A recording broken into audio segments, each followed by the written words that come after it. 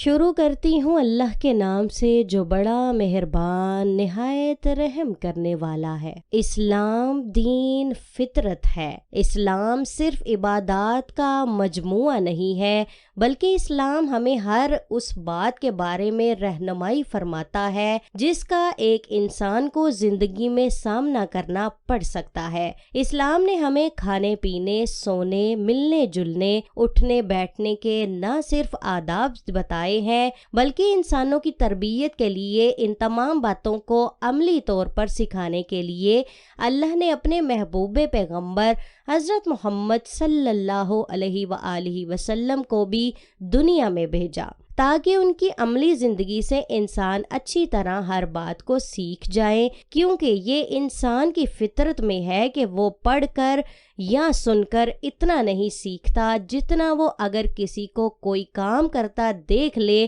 تو سیکھ جاتا ہے۔ تو ناظرین، آج کے اس ٹاپک میں ہم آپ کو بتائیں گے کہ اللہ کے نبی کا سونے کا طریقہ کیا تھا۔ حضرت برہ بن عازب سے روایت ہے کہ آپ صلی اللہ علیہ وسلم نے فرمایا، جب تم اپنے بستر پر آؤ تو وضو کر لیا کرو جیسے نماز کے لیے وضو کیا جاتا ہے۔ اس سے معلوم ہوا کہ سونے سے پہلے وضو کرنا سنت ہے۔ ایک مسلمان کو ویسے تو ہر وقت باوضو رہنا چاہیے مگر سوتے وقت خاص طور پر وضو کر لینا چاہیے، کیونکہ زندگی اور موت کا کچھ معلوم نہیں، تو اگر سوتے ہوئے باوضو موت آ جائے تو اس سے اچھی اور کیا بات ہو سکتی ہے۔ اس کے علاوہ سوتے وقت اگر ہم وضو کر لیں تو شیطانی وسوسے نہیں آتے، اور اگر آئیں بھی تو کم آتے ہیں۔ ایک روایت ہے کہ سونے سے پہلے بسم اللہ کہہ کر اور بستر جھاڑ کر لیٹنا چاہیے، کیونکہ ہو سکتا ہے کہ کوئی نقصان دینے والے چیز بستر پر ہو اور ہمیں معلوم نہ ہو۔ رات کو سونے سے پہلے جو دعائیں اور وظائف مسنون ہیں انہیں ضرور پڑھ لینا چاہیے تاکہ رات کے وقت ہم پر ہر قسم کی ضرر رساں چیز سے محفوظ ہو سکیں۔ اب آتے ہیں اس بات کی طرف کہ رات کے وقت لائٹ جلا کر سونا چاہیے یا نہیں۔ تو اس حوالے سے صحیح بخاری میں حدیث مبارکہ ہے کہ حضرت جابر روایت کرتے ہیں کہ آپ صلی اللہ علیہ وسلم نے فرمایا کہ جب تم سونے لگو تو چراغ بجھا دو اور دروازے بند کر دو۔ ایک اور روایت ہے کہ جب رات کی تاریکی پھیل جائے تو اپنے بچوں کو روکے رکھو، کیونکہ شیطان اس وقت منتشر ہوتے ہیں۔ جب عشاء کا وقت ایک گھڑی گزر جائے تو بچوں کو چھوڑ دو، دروازے بند کر دو اور اللہ کا نام لو، چراغ بجھا دو اور اللہ کا نام لو، مشکیزیں بند کر دو اور اللہ کا نام لو، برتن ڈھانپ دو اور اللہ کا نام لو۔ حضرت عبداللہ سے روایت ہے کہ آپ صلی اللہ علیہ وسلم نے فرمایا، سوتے وقت اپنے گھروں میں آگ کو جلتے ہوئے نہ چھوڑو۔ رات کے وقت آگ کو جلا کر رکھنے سے ممانعت اس وجہ سے آئی ہے کیونکہ ہم جب سو جاتے ہیں تو اپنے ارد گرد سے بالکل غافل ہو جاتے ہیں۔ آگ ایک خطرناک چیز ہے جو کسی بھی وقت کسی بھی حادثے کا سبب بن سکتی ہے، اس لیے رات کے وقت آگ کو جلتا نہیں چھوڑنا چاہیے، اور اگر کسی بھی وجہ سے آگ کا جلانا ضروری ہو تو حفاظتی انتظام ضرور کر لینا چاہیے۔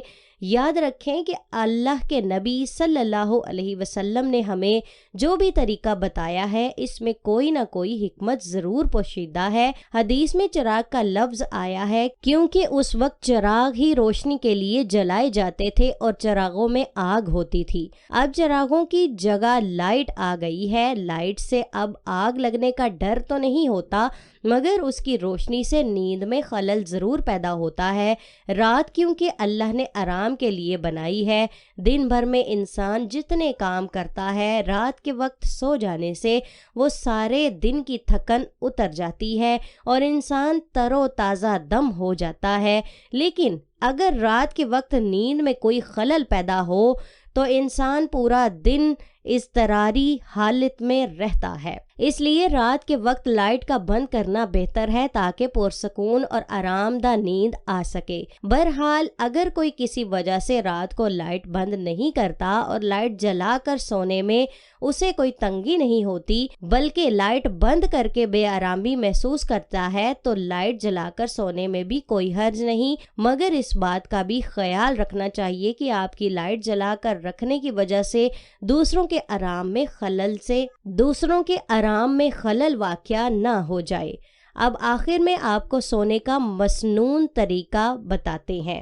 دائیں کروٹ پر دایاں ہاتھ رخسار کے نیچے رکھ کر اور قبلہ کی طرف منہ کر کے سونا چاہیے۔ اگر مکمل وقت اس طرح لیٹنا مشکل ہو تو بس تھوڑی دیر اس طرح لیٹ جائیں۔ اگر تھوڑی دیر بھی اس طرح لیٹنا مشکل ہے تو پھر سیدھے لیٹ جانے میں بھی کوئی حرج نہیں، مگر پیٹ کے بل الٹا نہیں لیٹنا چاہیے۔ آپ صلی اللہ علیہ وسلم نے الٹا لیٹنے سے منع فرمایا ہے، اور ایک اور حدیث میں آتا ہے کہ جب آپ صلی اللہ علیہ وسلم نے ایک اور روایت میں آتا ہے کہ جب آپ صلی اللہ علیہ وسلم نے ایک شخص کو الٹا لیٹے دیکھا تو اسے منع فرمایا کہ اس طرح لیٹنا اللہ کو پسند نہیں ہے۔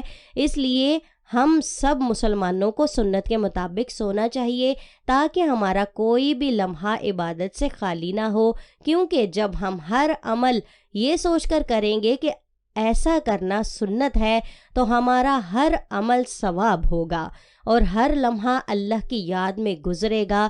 اللہ تعالی ہم سب کو عمل کی توفیق دے۔